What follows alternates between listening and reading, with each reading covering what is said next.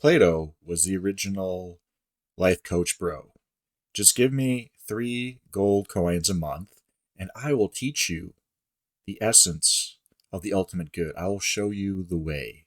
It's going to cost you, though.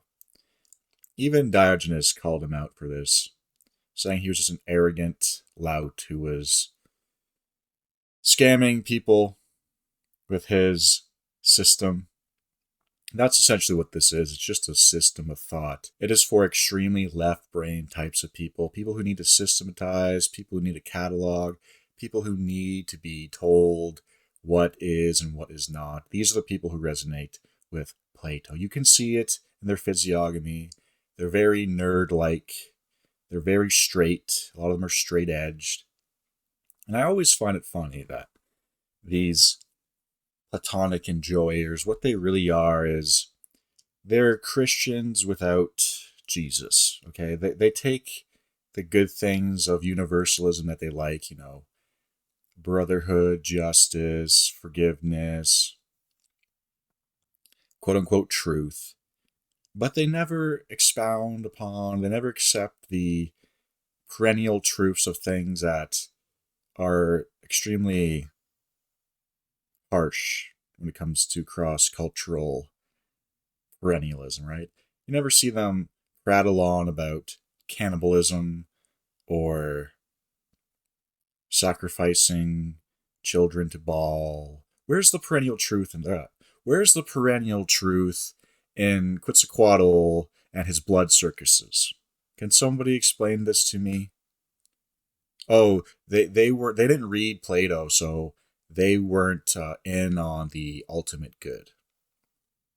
Okay, the ultimate good for a Greek living in that time is not the ultimate good for an Aztec, is not the ultimate good for a Maori. Where is the perennial truth of the Maoris?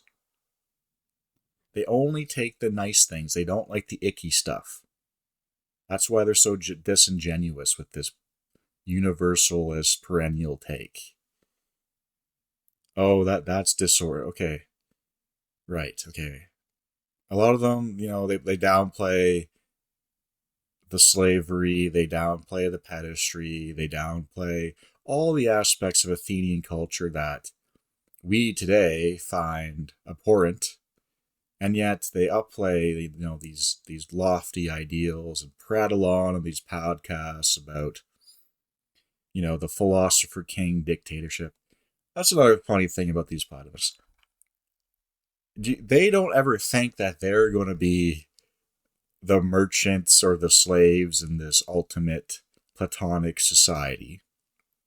They're the delusional ones who think that they're going to be the philosopher kings, and that because they know the ultimate truth of Plato, they're going to be the ones in charge, right? It's this utopianist thinking that we just need to develop the perfect system, right? If only we had perfect communism, if only we had perfect national socialism, if only we had perfect capitalism, then things will be perfect and utopian, and the philosopher kings can reign, and the cattle peasants can be ruled over, and the stewardship of them will be directed towards the ultimate good, and everything will be honky-dory.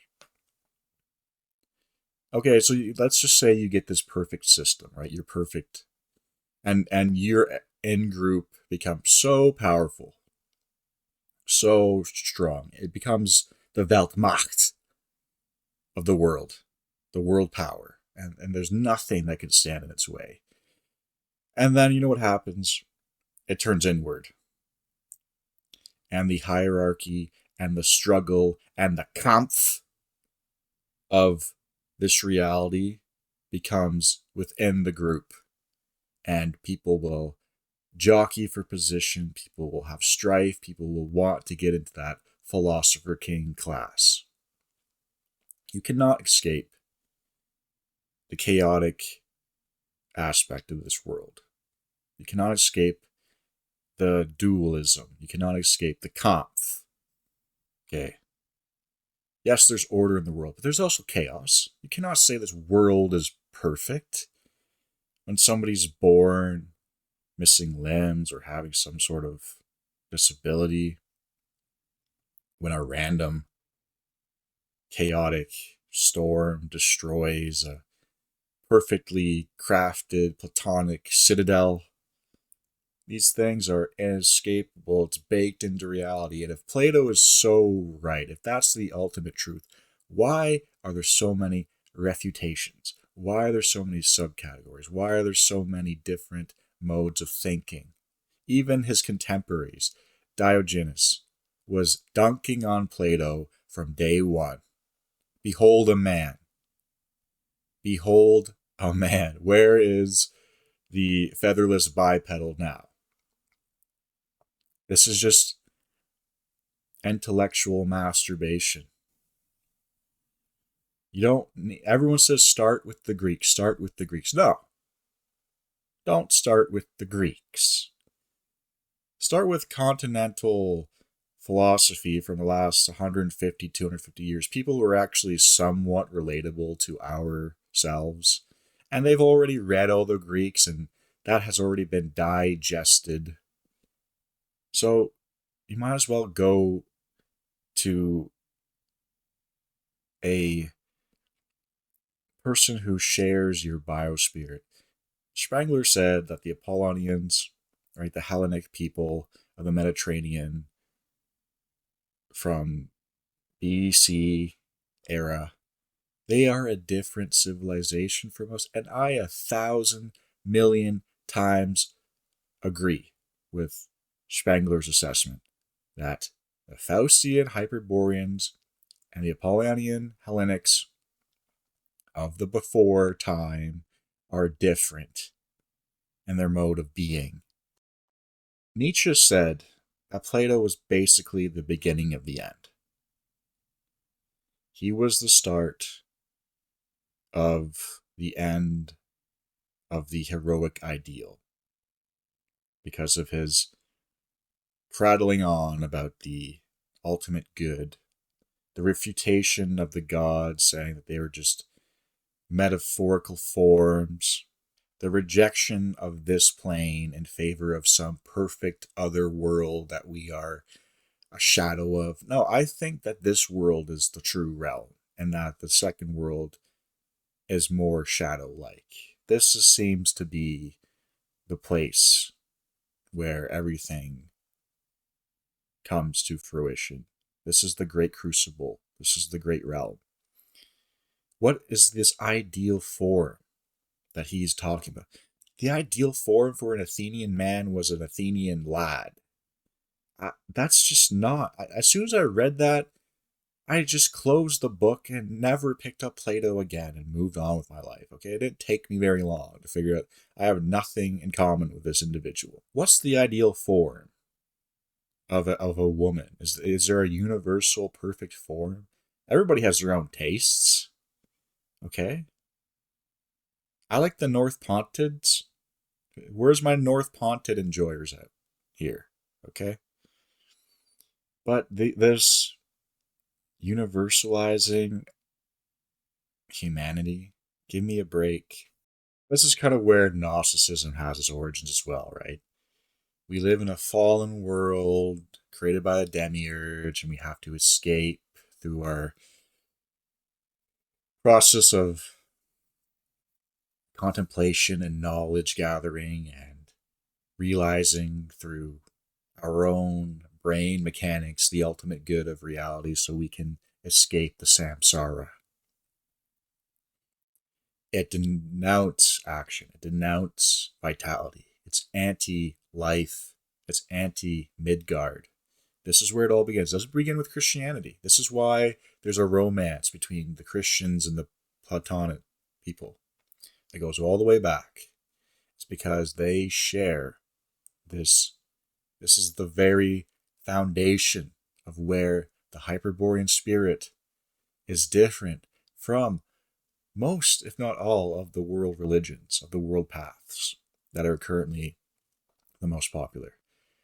This foundational thought that Midgard is somehow a fallen realm and the ideal realm, the higher, better world, is what comes next. I don't know. I will never lie to you guys. I'll never shill that I am the knower of all the truths. But I know for a fact that Midgard is important. And the other world, it's different. It's not better. It's not the ultimate. It's a different dimension. And so this Gnosticism, this Abrahamism, this even Buddhism, even some sects of the Vedic thought have this notion of Maya, and matter is fallen, and this world must be escaped. And I'm different. I embrace this world. We have to embrace this world. It's all we have right now. In this moment, that's all we have is this time, is this moment. Not some theoretical perfect good in a perfect realm in a different dimension. No, we have today. And there's not just I don't like Greeks. Okay, Spartans are awesome. And Spartans made fun of Athenians all the time for being too lofty and head in the clouds. And the Spartans were more vital, they were more material, they were more earthly. And even Alexander was not Athenian. He was Macedonian. What did Alexander do with the Gordian knot? Did he contemplate the perfect system, the perfect algorithm to dismantle the knot? No, he took his blade and he cut the knot. That is the ultimate refutation of contemplation, of systematizing, of being an idealist. No, he was a vitalist. He took the blade and he slashed that knot. Okay, meanwhile, these Socratics and these Platonists were probably scratching their heads, trying to figure out how to undo this thing. Contemplating. But no, not Alexander. Oh, but he had Socrates. Yeah, whatever. Oh, he had Aristotle. Yeah, okay. Was Aristotle on the front with him? Was Aristotle in Asia with him? Was Aristotle, were all the cities named after Aristotle? No. They're named after him. Because his actions what matter, not Aristotle's contemplation. Again, the Greeks are the Athenians, I don't even want to say the Greeks are not a monolith. The Athenians are way too overemphasized and being the quote-unquote bedrock of Western humanity. No. Actually, I disagree. A lot of people disagree. Somebody who's way smarter than all of us, Spangler, he already differentiated our civilizations. I 100% agree. Again, I agree. We're not Greeks. We're something very different. And are the Greeks this big Weltmacht today? No, they're not. I would argue that the Romans even have a much bigger influence on Faustian civilization than the Greeks do. A lot of the Greeks have already been digested, have already been refuted, and now these people are trying to revive it and make some money off of being a intellectual Platonist and devising their perfect systems. And if you just buy my ebook, I will speed run you through Platonism, and you can achieve the perfect ideal form of eternity, and you will be a philosopher king in our dictatorship where we have the eugenic paradise. I mean, that's what they're thinking behind closed doors. It's very disingenuous, these people. On the surface, they seem idealistic and lofty, but, turn a couple pages, you realize what they want is a philosopher dictatorship that implements eugenics. Of course, they don't say that, on first meeting, but that's a basic underpinning of their philosophy. Now, I'm not going to morally shame them. Oh, they're eugenicists. Oh, no. I'm not going to morally shame that. But what I tend to have been realizing more and more now is that these utopian systems, everybody's trying to find the perfect utopian system today, be it far right, National Socialism, far left, communism, or, super central, cosmopolitan capitalism. These are all Platonic utopianists. They want to create some perfect world. But the chaos of this realm is never ceasing. The struggle, right? Sure, you're Plato's top guy, right? You become Plato's top guy. And guess what? The second command, he stabs you in the back. He assassinates you. The Operation Valkyries you. Night of the Long Knives you. And your brother in arms, your philosopher brother, has betrayed you so he could become the philosopher king. Right? These universalists, they think that we're all just one click away from the perfect system. Once we implement that system, we'll have this brotherhood. How many brothers have gone to war in history? How many brothers have stabbed each other in the back? It's endless. You have to understand that you only have one person in this world who has your back 100%. There's only one person guaranteed to have your back. Maybe, because a lot of the time this person might even not have your back. You might actually hate this person. And that person is you. It's not going to be the dictator of the eugenics utopian, like Plato. It's not going to be the workers. It's going to be you. It's not going to be your buddy on Discord who you think is your friend. It's not going to be any of this stuff. It's only you against the Welt. Du gegen Welt. That's it. Sure, you can have allies. I have many allies. I love my allies. But I'm not so naive to think that these alliances, as soon as they become inconvenient, will wash away. Alliances only work for the strong. Alliances only work for people when it benefits them. It's a harsh truth. This is the way the world is, not the way the world ought. All these people are obsessed with how the world ought to be, and I want to understand how it is, not what it ought to be. And that's what Plato is all about, how the world ought to be. Okay.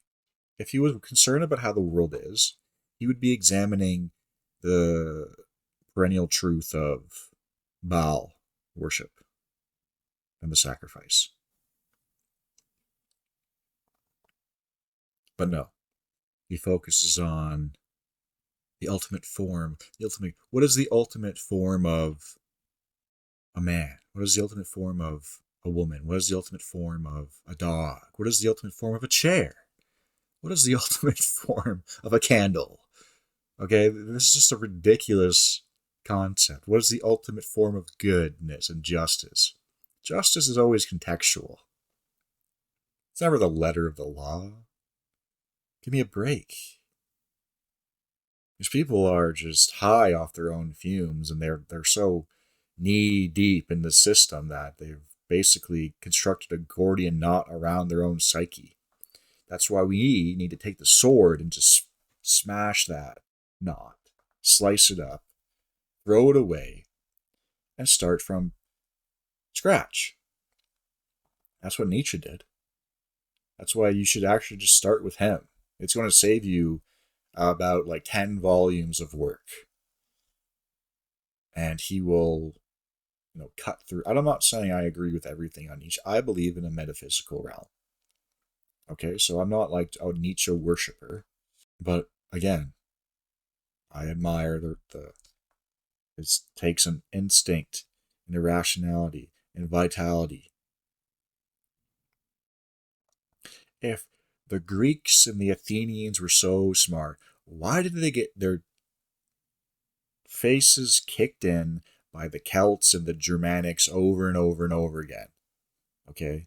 These Greeks saying, oh, we were Nords, we was Nords, we was Nords. You know why you have blonde hair, Mr. Greek? You have blonde hair because you're part Slav. Whoops. How did that happen? Uh-oh. I hate to break it to you guys. You're not Germanic. You're blonde because you're Slavic.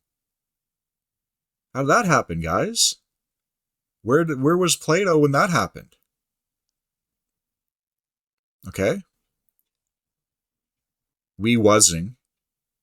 No. We know what you guys look like. We have the data. You guys were darker back then than you are now. These we wasn't Greeks. You guys were darker. Hate to break it to you. You're lighter now because of Slavs. So again, like, I don't care about Greek thought. I just don't, guys. Homer's cool. The pre-Socratics are cool. Diogenes is cool, but the Athenians are cringe, and I just don't care. And that's just, no, you can disagree with me. That's fine. We can disagree on that.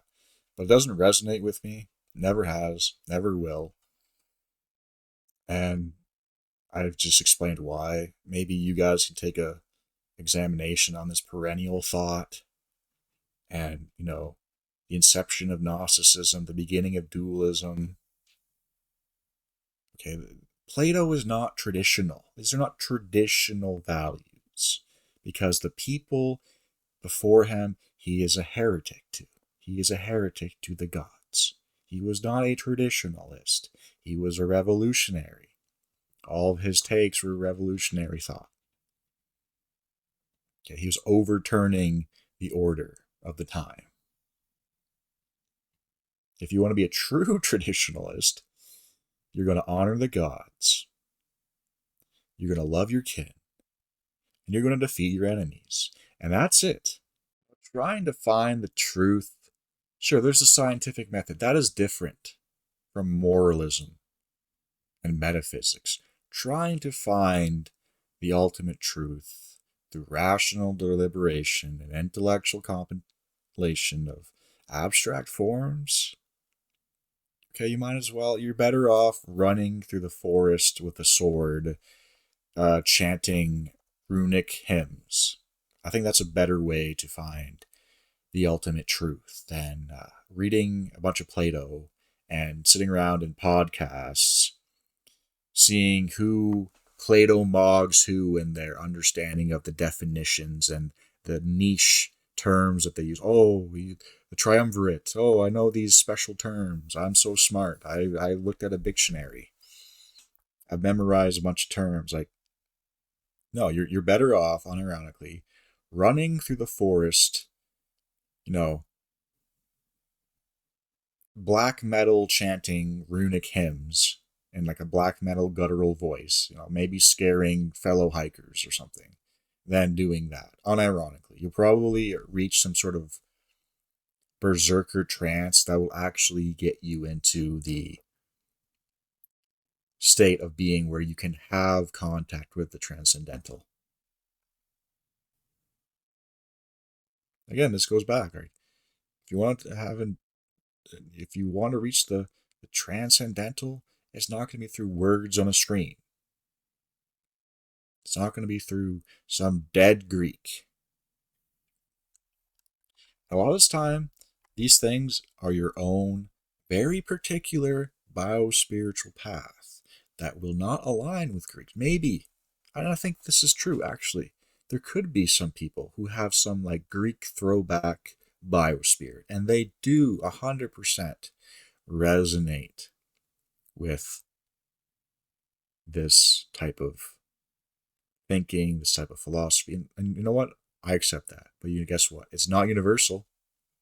That is 100% certain. It's not. And oh, you're just not smart enough to figure it out. Okay. Fine. If I'm not smart enough to figure it out, then fine. Okay, Mr. I know my IQ score and I'm obsessed with measurements of my intellectual ability. I'm obsessed with these abstract measurements of intellectual ability. Okay. There was one country on Earth who banned IQ tests. Just going to say that. And a lot of you guys worship that country, okay? So just stop it with the IQ stuff. And then you have Socrates, dialectics. Let's just debate it out, okay? Debate is, I'm going to make a separate video on debate, but debate is just a sham. It's just a charade. It's just a play act. It's just a duel, essentially. A duel of words. Nietzsche called Socrates the first decadent. Prioritizing reason and logic at the expense of passion, intuition, instinct, the things that make us human, the things that make us vital. I'm a human being. I exist. I'm an explorer.